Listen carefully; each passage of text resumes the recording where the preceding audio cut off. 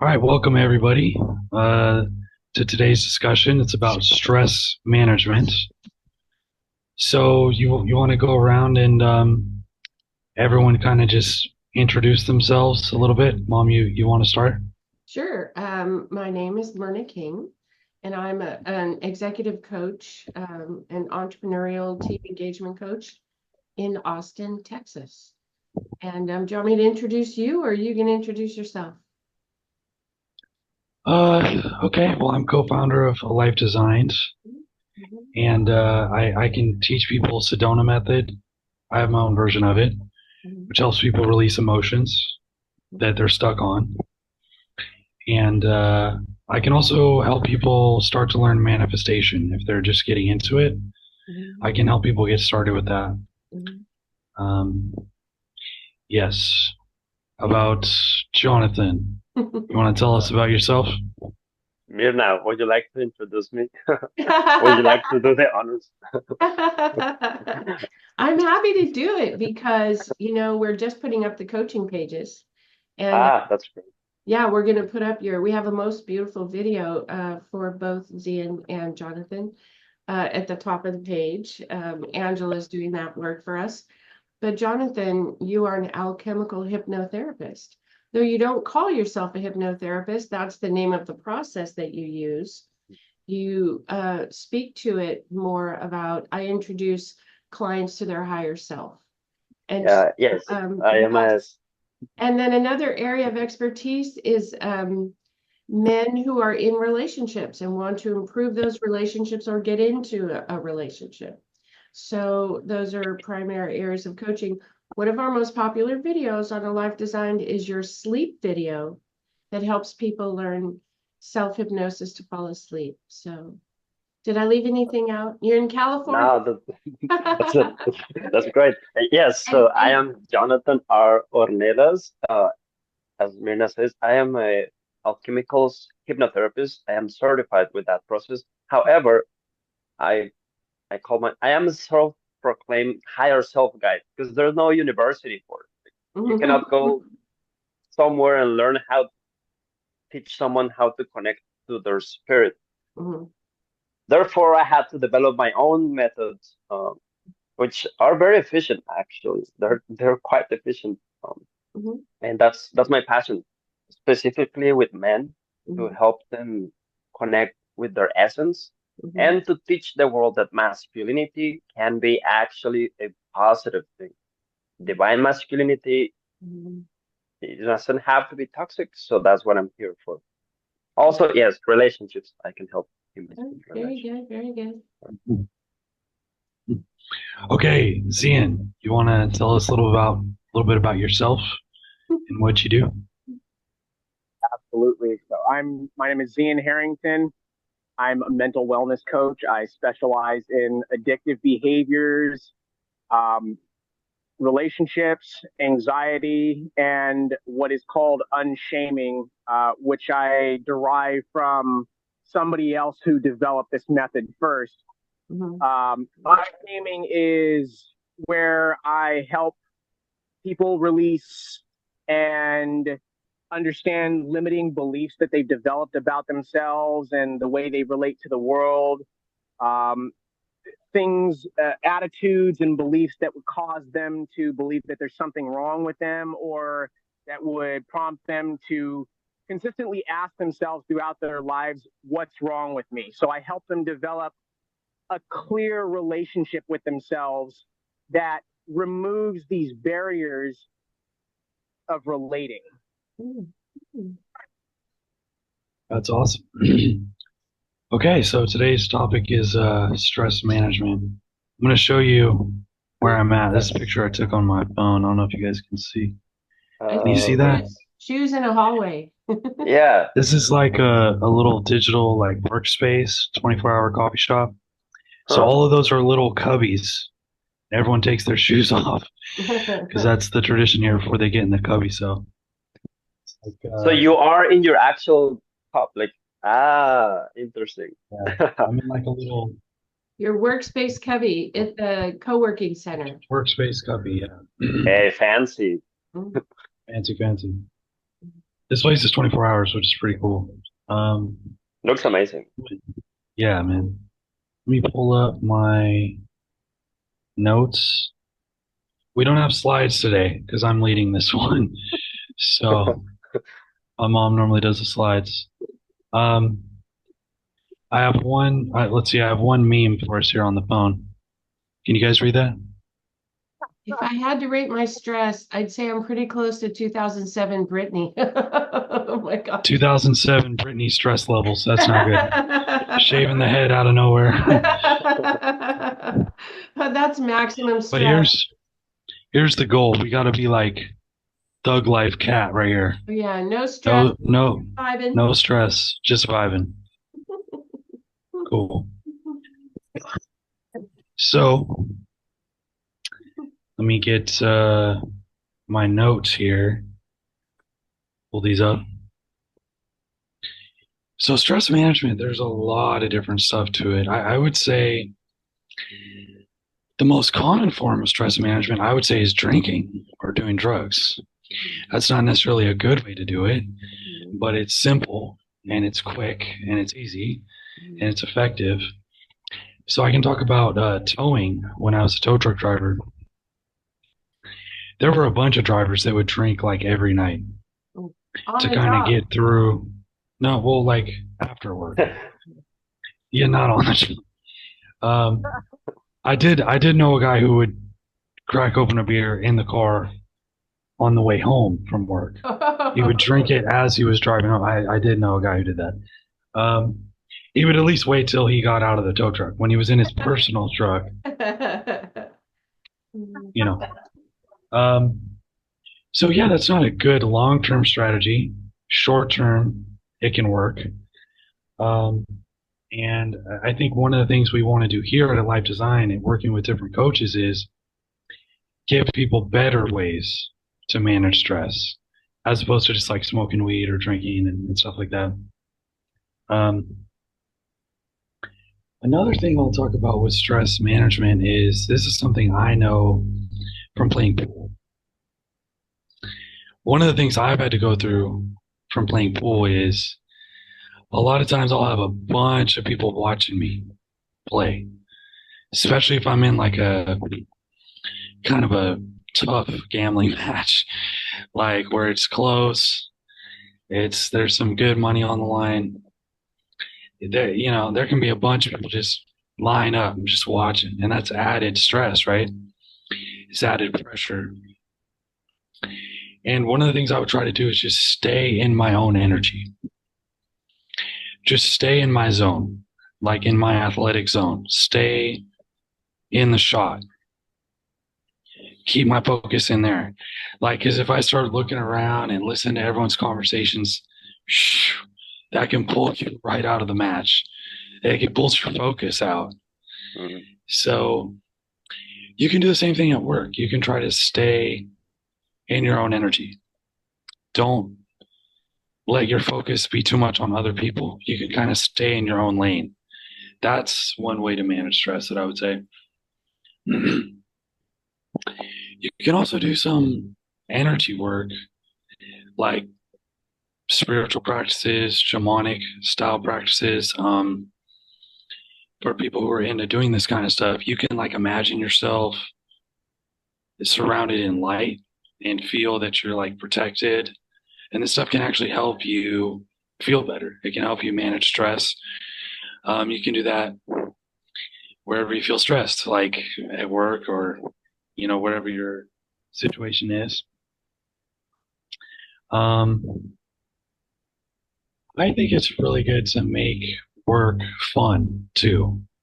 Because if you think about it, what is the difference between stress and what's the difference between like stressful work and fun? Either way, you're still doing something.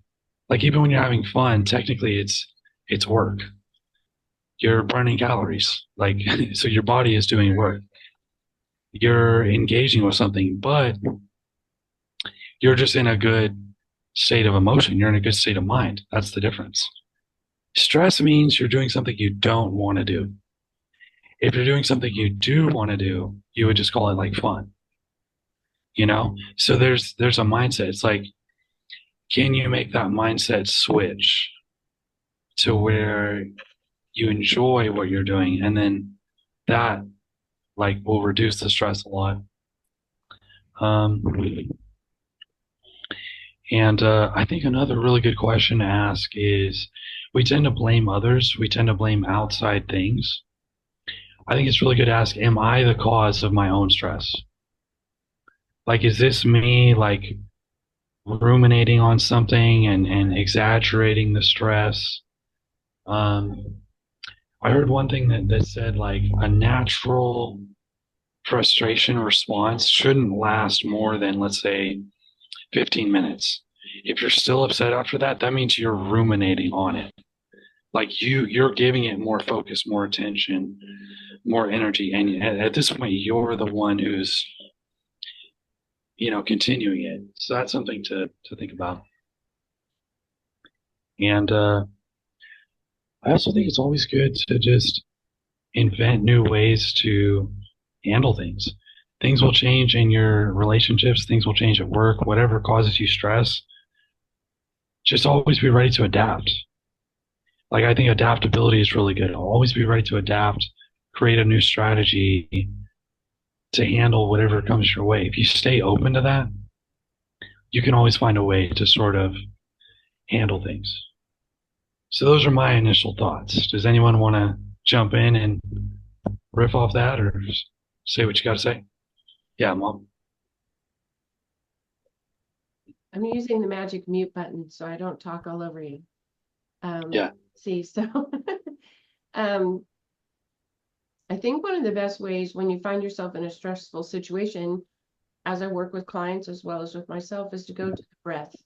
So I know, Jonathan, I'm sure you do that with clients. Brian, you do it in meditation and with clients too.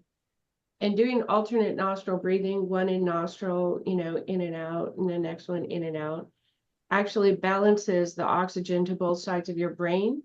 When you breathe on this side, it goes over here, and you breathe on this side, it goes over here. And a minute or two of that literally resets your nervous system. It can't not do it. And so I've had people call me and they just had a car accident, calm them down and say, okay, close off one side of your nose while we're talking. Okay, close off the other side. Okay. And in a minute or two, their heart comes down, their heartbeat rate. They can think clearly again. So breath is a way to come out of a very stressful situation. With kids, sometimes what therapists will do is they'll give them a tennis ball and they'll say, while we're getting ready for our therapy session or whatever, just toss this tennis ball from hand to hand for a couple of minutes. And it fires off one side and it fires off the other side. So it's not as effective as the breathing, but it will focus your attention on some other activity and it'll go back and forth and back and forth. And that has a calming effect as well. But the thing I've noticed when I have stress is I ask myself, am I attached to a certain outcome? So I might be doing work I love, but now there's a deadline, or now we don't know if our event is going to be successful, or we don't know if the speaker that we're trying to get is going to say yes, or we don't know in the fundraiser if we raised enough money for the cause, or whatever it is. I'm attached to an outcome and I'm nervous and stressed that that outcome won't be achieved. And so I go over in my mind, did I do everything? Is there anything else I could do? Are other people doing what they're supposed to do? And now the machine is going, and it's because I'm attached to an outcome. So there's an old-fashioned saying that goes this way. It says, well, time will tell. And that means things are going to turn out how they're going to turn out. So step away from the attachment of it's got to turn out this way for me. Like I'm going to make sure it looks like this. And instead of you back up and say, did I do everything I needed to do? Time will tell how it turns out. Like I'm actually not in charge of how the whole thing turns out. I did the part that I could do, and time will tell how the outcome is. To step away from a strong attachment to an outcome that's giving me stress. So even if it's something I like doing, I want to do, I feel like it's a good cause, or I'm happy to be a part of it. When I'm strongly attached to an outcome, I'm revved up in my brain about what else can I do to make it happen, as Brian well knows. So I would say question yourself, what outcome am I attached to, and how can I separate from that attachment? Give me arm's length. Just review the steps I needed to do. They're done. Time will tell. It works or it doesn't. So that's my thought. Good. Great. Mhm. Jonathan or Zian, one of you guys want to jump in? Start first and then Jonathan, or would you like to go Jonathan?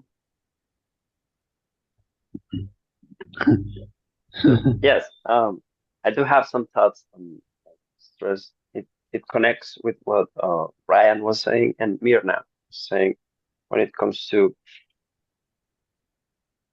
you have an outcome. Everybody has a plan, or we have a vision of what we would like to achieve. And if there is some turbulence in the process, that's when it can get tricky. Because yeah, you can enjoy your job, but if something happens, it can be quite stressful. Now, stress, it comes from perspective because it's a very individual thing. Like for what I consider stressful, for somebody else, it can be child's play. They'll be like, "Ha, you consider that stressful? You have no idea." Uh, or vice versa. I can think about somebody else's stress and be like, that is not stressful. But the reality is that it's such an individualistic experience. And it's all about perspective. So whenever somebody comes to me and they're like, oh, I cannot handle this, um, the first or like my go-to mode is like broader their experience, like to give them more options, open their eyes so that they can see the same problem, not only from their perspective, which they're trapped on, but from a multiple dimensional point of view, so that they can see the same problem, but not only from their own perspective. Now they can see it from this angle or this other angle. It's like a 360-degree camera. Before they had only a 2D camera, they cannot see. Now they have a whole bubble where they can see from this angle, which if you think about it, it's kind of like doing the breathing. Where if you think about it, what you do is you're actually taking the focus away from whatever you're feeling stressed about. Like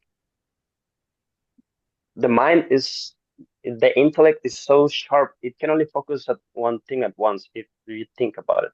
So if you start paying attention to your breathing, the whole focus that it was one center, like laser focus pointed at the stress situation, now it has to diversify. So now it only has 50%. Now, if on top of the breathing, you give them some other like points of view, then this huge problem, it becomes like so simple to solve, right? And if you put it into perspective of like you're going to die anyways, which that is obviously a couple steps after, but like it becomes it dissolves. It's like putting uh, some kind of like powdered lemonade into a glass, and you go like this, and then next thing you know, the powder is gone, but you have lemonade, right? So yeah, the first thing is actually acknowledging that for everyone, stress is a very individual experience. So acknowledge that it is happening and they are actually feeling sometimes extremely overwhelmed. So first, don't judge them. I acknowledge that that's how that's what they're experiencing. But then my job is to allow them to see different perspectives. And then that also it connects to when it comes to jobs and situations. I will say that a lot of humans they take on this role with a lot of responsibilities that they are not able to handle just because they think that this is the best way to go. This is how I can earn this amount. This is my only way that I can do this. So they start taking on these responsibilities that in reality, if they are feeling stressed about that specific task, the translation, you don't have to be a rocket scientist. It tells you this is not the right thing for you to do because you cannot handle it.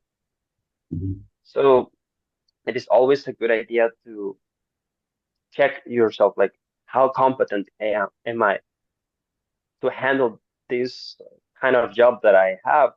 Will be a good idea to go down a couple notches so that I can feel comfortable, and then from there grow enough so that I can have this other job that I would like to do whenever I am ready to. So that is something that I also encourage. Like there's no, like Cian will say, there's no shame on like going a couple steps back so that you don't have to kill yourself with stress, which in reality is just an idea in your mind because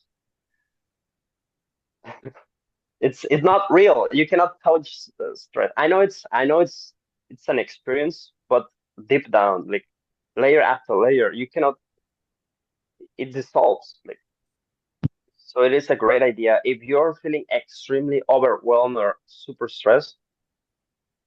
First, take a moment and get in touch with yourself and be selfish. This is when being selfish actually, believe it or not, it helps. I know being selfish sounds like horrible or like, oh, that's harsh. How come being selfish?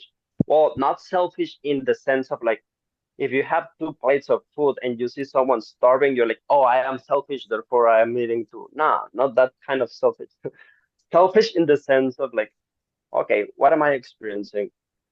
This is too stressful. Like this job is too stressful. Managing all these humans is too stressful.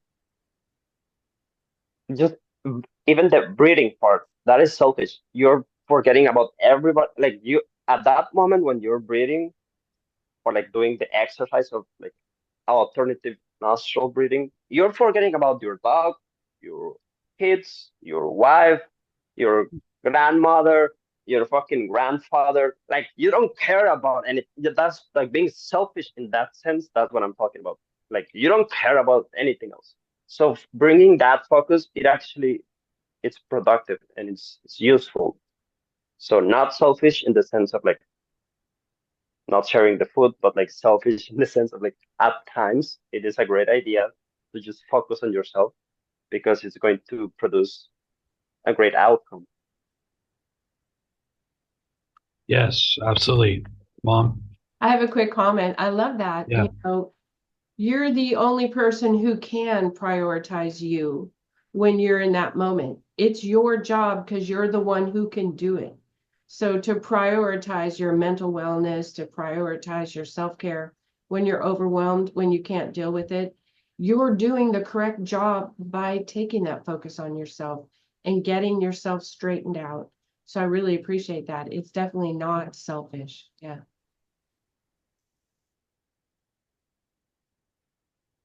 Oh, okay. Zian, do you have some thoughts? You want to jump in, man? Sure as hell do. And I want to connect everything, pretty much everything back to what you, Myrna, and Jonathan had to say. Where do I start? Let's start with some feedback towards what Jonathan said. I agree. Stress is very much an individual experience. And as he said, what is stressful and difficult for one person is likely child's play for another. And also, there we build up these identities. We build up our identity of who we believe we are and how we choose to relate to the world. And much of the time, most people are doing that unconsciously. It's not a mindful process that we develop throughout our life and throughout our lives. So what comes from building that identity naturally is tension.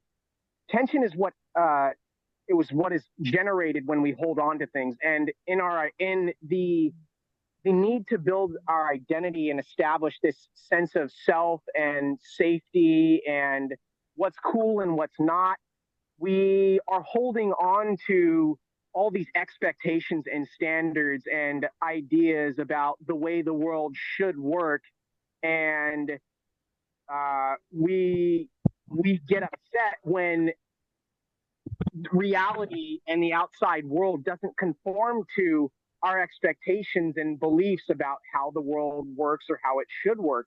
And we project that tension on people in the form of violence, hostility, resentment and bitterness, and just disrespect and insults towards people who don't think and see the world like us. So when you start seeing that, it's because people are full of tension. They literally have so much tension built up in their nervous system, in their muscles, that tension causes them to act out in ways that aren't acceptable, yet have become normalized in our social atmosphere. And so when we hold on to that tension, it wreaks havoc on our bodies and our minds, and we create separation through that tension, and that tension is stress. When we see the world in this very polarized lens, and we're constantly creating separation through judgment and how that connects to the ego, that is stress. And it's as Myrna said, we hold on to that outcome. Literally, the tension that is inside of our bodies has to do with the outcome the outcome or the image that we're holding on to in our minds about how we want something to occur, how we want it to play out. And so that's another way that stress manifests in our lives, when we experience things that don't, as I said, conform to the way we think and act and conduct ourselves. And it's so unconscious. And I'm getting to the point where I don't blame people for it. However, I also won't tolerate it in my personal sphere. Because I understand people they're so deeply programmed. You may have your own thoughts, but that doesn't mean that you can think for yourself. You may have your own individual personality, but that does not mean that you are consciously creating your world. Your reaction becomes your reality, and reactions are generally unconscious, because reactions have to do with energy that's been situated in our psyche. So we're acting out something that's already happening again. And so as we're not creating that consciously, and that's where stress derives from. The idea that something needs to happen according to our timing, our needs and wants. Where was I going with this? So yeah, that's how stress plays out. And I don't judge. I'm learning not to judge people for that, slowly but surely. But again, I don't tolerate it in my own personal sphere of energy and consciousness. And also, going back to what you said, adapting. That's an important part of dealing with stress. And what that looks like for me, and I would say in an objective, detached manner, is transitioning from problem-oriented thinking to solution-oriented thinking. And that goes back to putting distance between you and the emotions. The emotional response is triggered by the experience, and gaining a detached and logical perspective on the issue that could revolve around doing some research, talking to someone who isn't so close to the problem as the individual might be. And that's exactly what I do. I talk to people who understand, who look at things from a different perspective. I do some research. Like, I literally go onto Google or somewhere else and I start typing in keywords according to my search and trying to figure out what's going on. And usually that helps. Google can't answer every problem, but usually Google has an answer. More than 50% of the time, Google has an answer for me, and it's a major help. We live in the age of information and misinformation, so you got to be careful what you take in, and you also have to consciously filter out what feels right to you and what doesn't feel right. So consciously creating your experience. And then that's another thing about how we manage stress. Consciously creating your experience is it's as Myrna said, not being tied to the outcome and realizing that even though you might be doing something that is satisfying, it's the outcome that is stressing you out.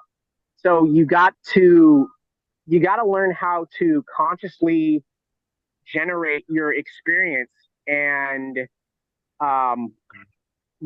be mindful of what you're inviting into your world, because what you're not aware of, you're opening up a doorway into your life. And that is a big way that stress manifests in our lives. And just work-related stress, working at jobs that are not satisfying, they're not challenging, they're not meaningful. It's not what we want to do. It doesn't create a sense of purpose for us. And just being an autopilot, adopting belief systems and attitudes and ways of thinking that society has normalized and imposed upon us, to say that you're successful when you follow these social norms and conventions. What's right, and I'll go back to this again, what's right for one person is not right for somebody else. What's stressful, as Jonathan says, for one person is a walk in the park for somebody else. Not adopting social conventions, not trying to fix yourself into a box the way that society will have you believing that you need to do. Adapting to your circumstances, transitioning from problem-oriented thinking to solution-oriented thinking, consciously creating what you're inviting into your world. Yeah, that all sounds really good. Does anyone else want to jump in and respond to that? Okay. Of course I do. I'm thinking about times when stress serves us. You know, I loved how Jonathan said, you may find that you've bitten off more you can chew in a job. Maybe you've escalated in a job really faster than you're ready for it. And while you want the bigger paycheck, or you want to be called boss, you know, you want to be the manager. And then you find being the manager sucks. You don't want the responsibility. You don't want to put in overtime you're not paid for. Wait a minute. And so stress can be a wonderful indicator by saying, hold up, this is the wrong direction. You know, or maybe you want to be manager, maybe not right now. Maybe it's too much. So stress can be a wonderful indicator. I also love performative stress for people that choose it. So if you want to be a musical performer, you're stressed backstage. You are. And then you take the stage and you manage that stress, and it's exciting, the adrenaline, and you're going to go out and perform. It doesn't mean it's stress-free, but it's good stress. And it gets you up. You're like, wow, I got to go out there. I got to bring it. Here we go. And the curtain comes up and the crowd is cheering, and yay. You're managing your stress, but it's positive performative stress. I learned that in sports, and this will be my last thought about positive stress. The bases are loaded, you're coming up, and it's your turn at bat, and you're like, oh, I need to hit this ball, and we have to score runs. It's up to me. But it feels great. Like, I'm going to hit this ball, I'm going to watch every pitch, and we're going to put some runs up on the scoreboard. So I feel the stress, but it's positive performance stress. I want to play the game. I'm happy to be in this position. And you hear people say in sports, throw me the ball. I'll run it into the, end zone. Put me on the field, coach. I'm ready to play. Bases are loaded. I'm at bat. Yes, I'm going to hit that ball. And so stress is there, but it's a positive performance stress. So all stress isn't bad, but I love how you guys have talked about learning your own appetite for stress is really important to your happiness. There are some people who never want to be on stage, never want to be the manager, never want to be the one that has to make the decision. It's not worth it to them. That is a path to unhappiness. So know that about yourself and choose accordingly. Other people say, I'm going to build something. I'm going to be the decision maker. I'll take the slings and the arrows because I want to do this. So stress is a good indicator, and sometimes performative stress gives you a better performance. The adrenaline's going, and you're going to watch that pitcher and you're going to hit that ball. So That sounds good. Yeah, no, I agree. I've definitely heard a lot of athletes say if you're a little bit nervous before a game, it's actually good because that means you care. You're getting amped up, and when you get out there, you'll kind of burn through a little bit of that extra nervous energy, and you'll get in your zone. I've heard some athletes say if you don't feel any nerves, it's like you just don't even care about the game. Like sometimes it's good if there's a little bit of that feeling of stress, a little bit of nerves there. You can actually channel that, use that in a positive way. And for pool, I can agree with that. If I'm a little bit nervous, it can help. If I'm really nervous, I'm probably going to play bad. But if I just feel a little bit, once I get into that zone, I catch a gear, and it's like an extra boost of energy to help me focus. So yeah, I also want to talk about Zian, what you were saying. I think, one phrase we can apply to what you were saying that agrees with you is it's kind of like responding versus reacting. So you can think of reacting as like that knee-jerk, instant reaction. Someone instantly gets emotional, instantly upset, instantly like raising their voice. Whereas responding is like you pause. Someone does something and you pause. And you consider like, okay, what's the best way to handle this? And then that's a response as opposed to just like that immediate reaction. So I agree with you on that. And yeah, let's see. There's one other thing I was going to say, and I just lost it. Um, but yeah, but I don't know. Jonathan, you want to jump in, or someone else want to jump in? Yeah, yeah, I wanted to jump in when it comes to this is it's going to be possible unpopular opinion, but it's my experience of life. So there are things that have negative vibration and there are things that have positive vibration. Like if you go, there is a place in India called Isha Foundation. If you go to this place and walk into this temple that is called Dhyanalinga, even if you do not know about vibrations, you will experience what it is positive vibration. Now, stress, it's a very low, like a rotten fruit kind of vibration. It's that kind of vibration. It is there.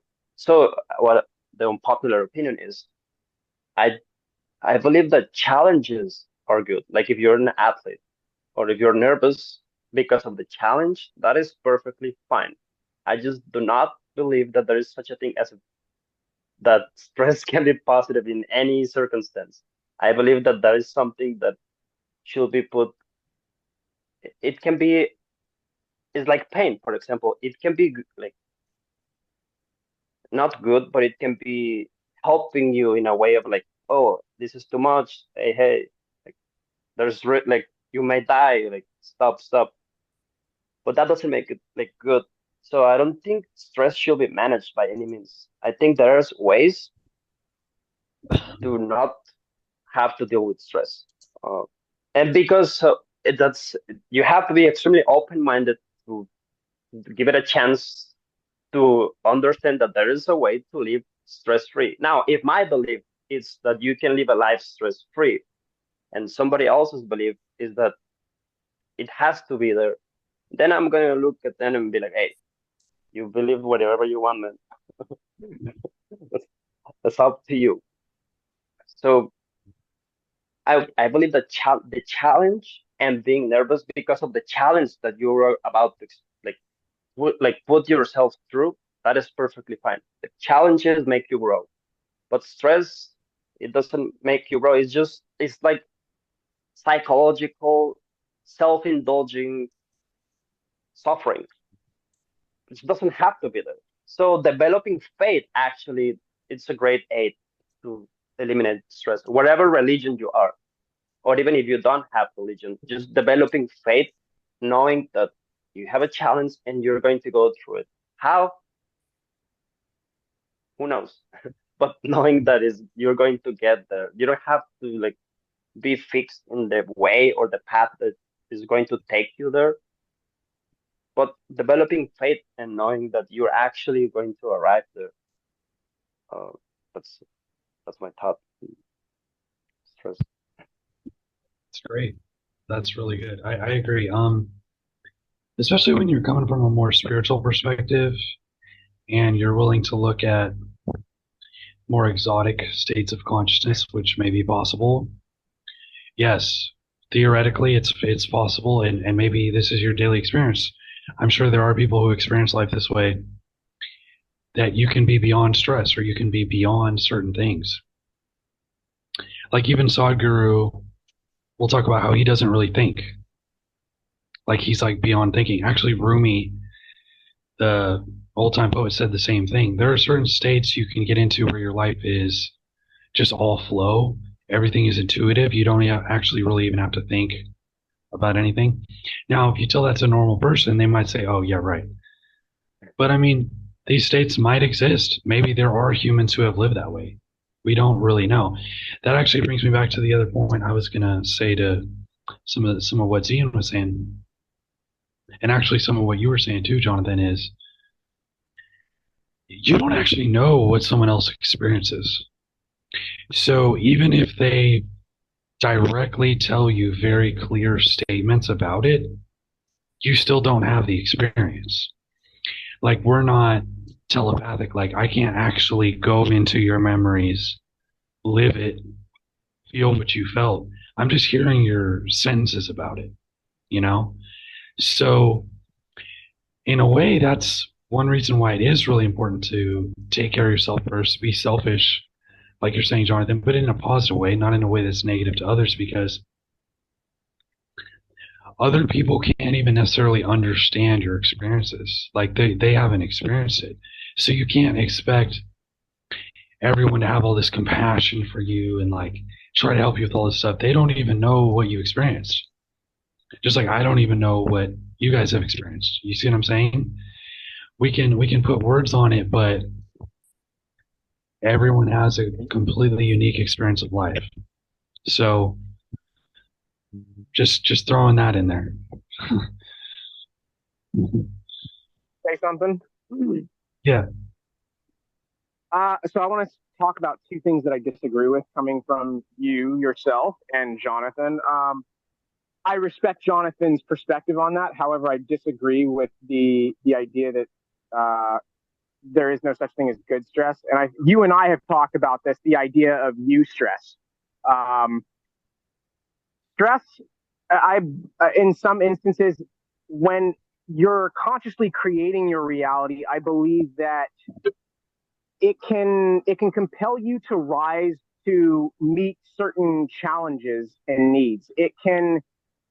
It's there as a messenger to show you what you can handle and what you can't handle. And as Myrna said, it's a messenger to show us what potentially is the wrong direction and what's the right direction.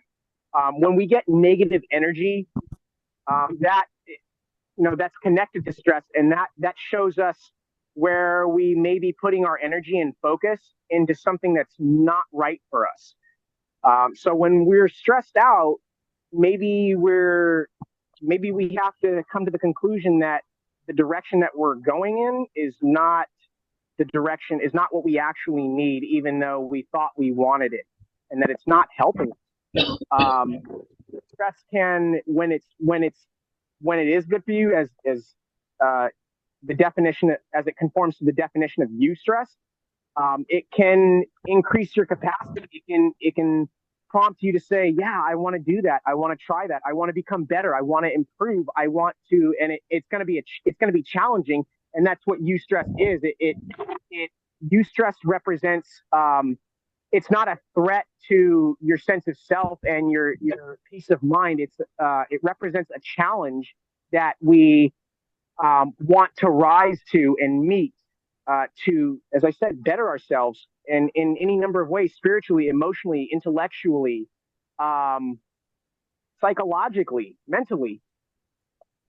So stress, I believe, has a positive connotation to it at times when you know what forces and energies to channel and where to direct yourself. And then what did you say? You said something about what was it? God, I can't remember exactly what it was. Yeah, I'll just cut it short there, and if I can remember it before this ends, then I'll come back to it. Yeah. Oh, thanks. I have a thought. I think I see a synthesis between what Jonathan and Zian have said. There's some lawyer show that used to be on TV called Suits. I don't know if you guys watched it. And it's high-powered lawyers in New York. And the main high-powered lawyer, he used to say, most people live here. I live here. And what he meant was he handles his business in such a seamless fashion. He doesn't have the stress, as Jonathan describes. He has decided to live an optimum life. And so, Brian, when you talk about no leaks, you know, like I've anticipated these things and I handled them. So I have a smooth run. I love how Jonathan says there's an optimal way to live that is stress-free. It's a possibility. And a lot of people don't think it is. So when I talk with sometimes clients that have young families and, you know, kids that are up in the middle of the night, kids that come home from school sick and you're at work, you know, the dynamic between a husband and a wife, getting the budgeting, in-laws, it feels like life can sometimes always have some component of stress and there's no getting away from it. You can feel it's impossible. There's dialing it down or dialing it up, but stress-free is not on the table. It's in fact on the table, but most of us never see anybody living like that. And so, and I think the wonderful message from everybody here today is find out what your volume of stress is and keep it there and learn to lower it. What is the volume of stress you can handle? Some people love the back and forth. They're the ones that come in and get the fight started. They're the ones that come in and start the argument because now we got fireworks and this is how I like it. There's some people that thrive like that. And it's good to know that about them, especially if you're not a stress person. Don't invite them to the party because they're going to bring stress and tension and excitement with them. But you can optimally live stress-free. And the people that I know that have done that have been on a spiritual path. You know, they've been on a spiritual path that says, I'm going to unlock what's true in me. And I'm going to go to a place of stillness that's always available to me. No matter what I'm doing, no matter what my job is, no matter what my finances are, I can go to a place that has no stress. So I think it's wonderful, Jonathan, that you say there is an optimum life that you could go for, like this guy in the TV show. I don't live here, I live here. I've handled my business and I have a smooth ride. And then there are other people who are like, I like a little stress. I like to feel like I'm going for it. I like to test myself. And then others who are in so much stress, the very idea that it could all be calmed down for a little while is a dream they don't expect to ever, ever have. So thanks so much. I agree with so much of what's been said. Yeah, absolutely. And I think it's good to keep in mind, whatever stresses you out, there's someone out there who's actually trying to do that. Like there are people who want to go climb Mount Everest, and like that would kill me. But there's people that want, like that's their dream, is to go do what would like stress me all the way out. So it is perspective. It's different states of being, different states of consciousness that humans are in. Like a guy like David Blaine, the magician, he wants to be locked in a cage for 3 days or a week or something to show that he can like be in there no food or water, like as part of his magic trick or something. That would be prison to us. Like we don't want that. There's someone who's seeking the things that you don't want, because it is a matter of your state of consciousness, the way you feel about these things, the way you view these things. Um, yeah. Anyone else have any like final thoughts or to jump in with some more stuff? I do. I like what you said about, and I can't remember what it was that you said that I disagreed with. However, I want to go back to one thing that you said that I really liked. The idea of feeling a little nervous or stressed when you step out onto the playing field as an athlete, and that little bit of nerves representing that you care about the outcome, and that's exactly why people get triggered, because they care. We don't get triggered just because we're trying to impose, simply because we're trying to impose our views on people. Yes, that's part of it, but at the deepest level, we're triggered because we give a fuck. And that's the same thing as athletes walking onto the field and having a little bit of nerves. They care about the outcome. People are triggered because they care about the way they're trying to craft their reality, and the the reality that they want to invite others into and allow them to feel safe. Um, yeah, that was a very great idea. Being a little nervous can be healthy. Being triggered shows that you care, and it's a matter of how extreme that trigger is, and what we do with that trigger, what we do with that stress, those nerves, and how we again create our world with our responses and reactions. And much of the time that's unconscious. So it's about inviting people. What I like to do is, in my coaching with my clients and people, is to invite them to consciously understand what they're creating, and as Myrna said, understand the volume of stress that they can handle, that is tolerable, that's acceptable. Yeah, very good, very good.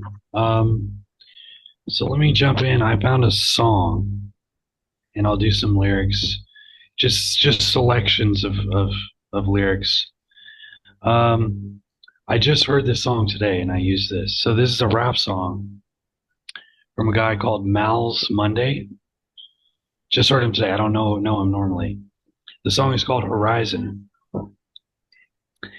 and some of the lyrics are explicit, but I'll just take some little sections here. Let's see here. So one thing is, it says, fuck what they're saying. There's a drug reference here too. It says, fuck what they're saying, roll up the stank, smoking that Pepe Le Pew. Go to the bank, pull out the francs, I got investments to do. So this is the idea of managing stress with drugs, like with weed, or same with alcohol. He's got one here. It says, sipping on liquor for the pain, roll another spliff, can't let it go to waste.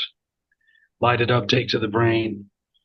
7 grams in a blunt, that's a quarter tank. But so again, that's managing stress through drugs. But also, he also says, stay in my lane, doing some things they said I never could do. And I do think that's a good way to handle stress. Stay on your mission, stay on your task. Like, don't let people sidetrack you. Like, stay on the main quest. Don't be getting pulled into all these side quests. Like if it was a video game, that can really help. And then let's see here.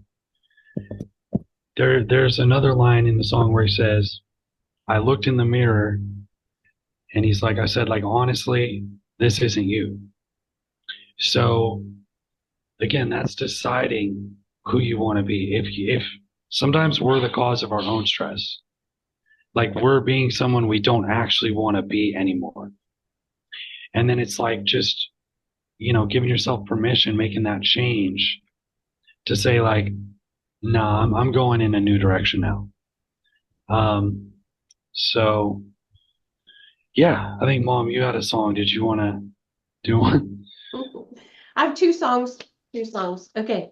So when Brian was little, I owned a mortgage brokerage company with a business partner. Her name was Kelly, and this was in Palo Alto, California. So real estate prices are crazy big. And we had important people we would do loans for, closing $1 million loans, $3 million loans. And there's a lot of pressure in that. And so every once in a while, I would look at my business partner, Kelly, and we'd sing that David Bowie, Freddie Mercury song, Under Pressure. It has that little thing, Under Pressure. And then we come down the hallway, Under Pressure.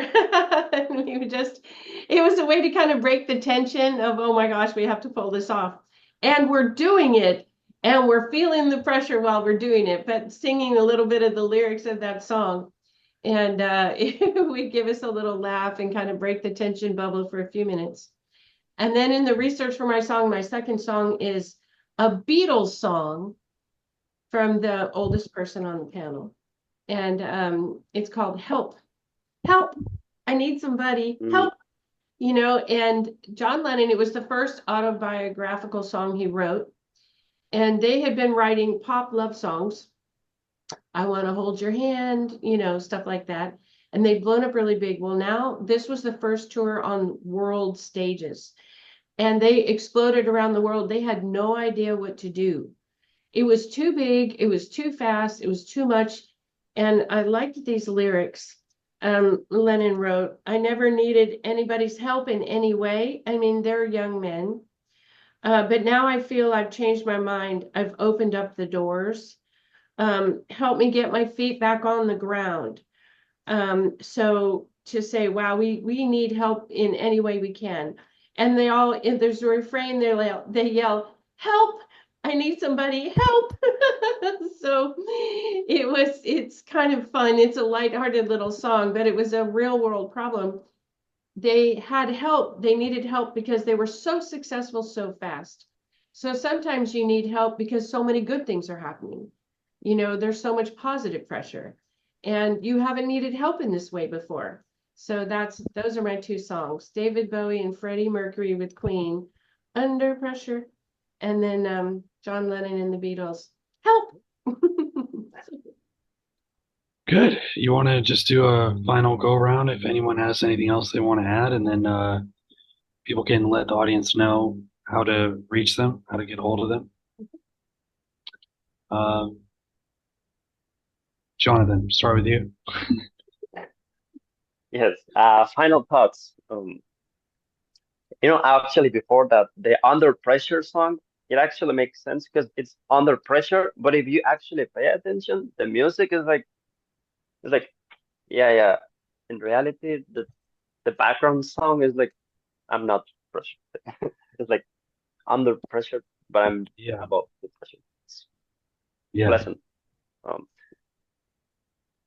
So the quality of our thoughts will determine the quality of our lives. So if you start thinking bigger, better, there's no way it can be detrimental for you. So you have to open yourself to the possibility that there's always a better way to live life. So the moment you close yourself to like, oh, the book says that this is it. No, I'm sure we all experienced that with the pandemic at some point. For example, I said to myself, this stuff, I'm immune.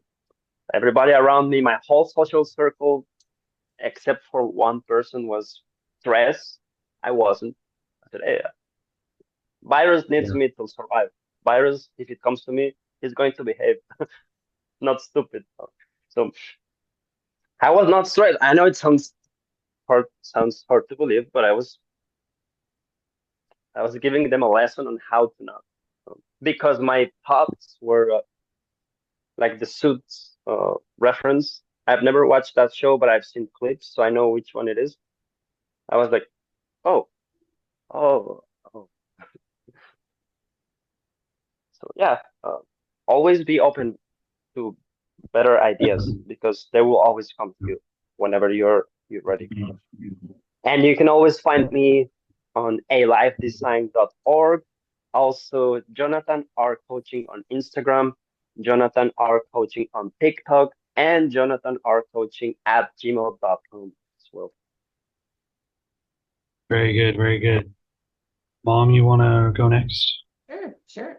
You can find me on Alive Design too. In the About page, we're all listed there, and also our contact information, how to get a hold of us on our socials. Yeah, that's probably the best way to get a hold of me. You can email me there at Myrna at alifedesign.org. Awesome. And Zian. Yes. So I want to talk just very succinctly and shortly about what I've been experiencing for the past few weeks. And let me just preface what I'm about to say with this. I'm not, nobody is. None of us at A Life Designed are perfect. No coach or therapist anywhere located in this world is perfect. We all have some level of stress to deal with, some tension in our body, and that's natural. A little bit of tension, that's okay, because there are things that we should hold on to, but there are also things that we hold on to such an extent that it's negative, and it's draining, and it's adversely affecting our mental and emotional health. I've had to deal with very real experiences and fears revolving around abandonment. I had somebody who I've been very close to for the past 5 or 6 years just drop out of my life in what seemed to be a very sudden manner. And I've had to deal with the experience of friends and people who I love committing suicide and taking their own lives. So these past few weeks have not been easy for me at all. And I've had to grieve that. I've had to feel that, like, to just let it out and cry and not judge myself for what I'm feeling and allow that expression of pain to come out. So that I can carry that sadness and that sense of tragedy with me wherever I go, and holding space for it without letting it drag me down so completely that I can't get through my day.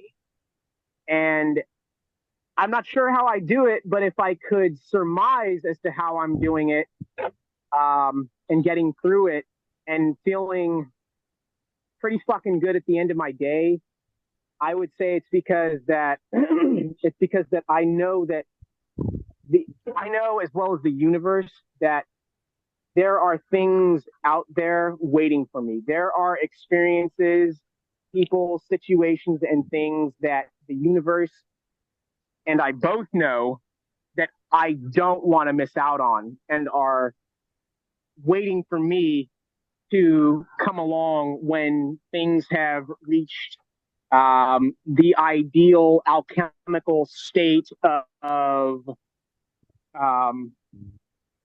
cooking. Yeah, that's awesome. Do you want to mention how people can get a hold of you? I almost forgot. You can reach me at all of my social medias, with the exception of Facebook, are heavenlywisdom._coaching. For Facebook, it's just Heavenly Wisdom Coaching.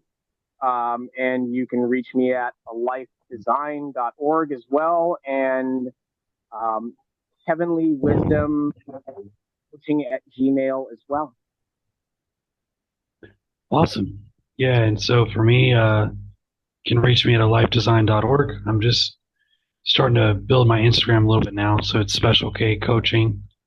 And then I'm going to start building the a life design TikTok here probably next week. Get started with that. Um, Sorry to hear about everything you're going through, Zian. I hope you're doing all right. It seems like you're handling it, as well as can be expected. Um, yeah. Anyone else? Should we wrap it up? Anyone else have any last things, or should we wrap it up? All right. Well, thanks everyone for joining. Great to have all of you, and we will see you next time.